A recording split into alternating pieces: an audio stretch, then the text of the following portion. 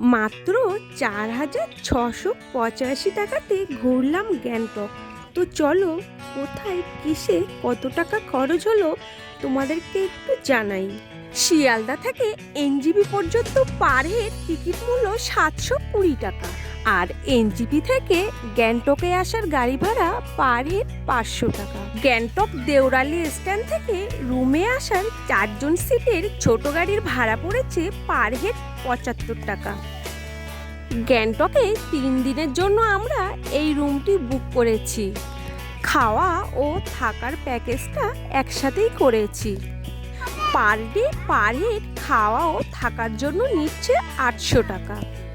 এই হোটেলটিতে মোট 7টি রুম আছে।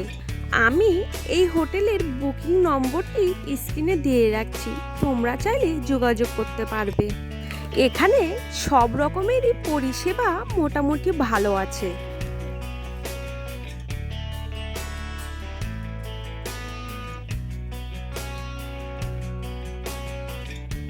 আজ আমাদের ডে 2 শুরু হলো। আজ আমরা গ্যাংটকের সাইট সিন ঘুরবো। সাইট সিন ঘোরার জন্য আমরা এই 4জন সিটের গাড়িটি বুক করেছি মাত্র 1200 টাকাতে।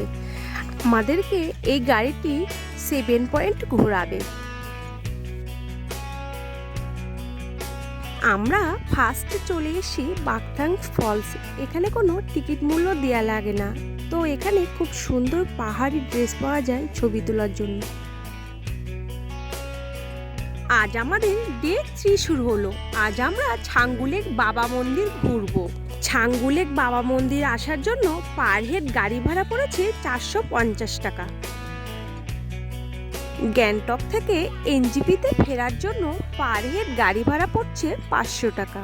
তো গাইস, এত কম টাকার মধ্যে গ্যাংটক ঘুরতে পারবে একসাথে 10 জনের একটা টিম থাকলে।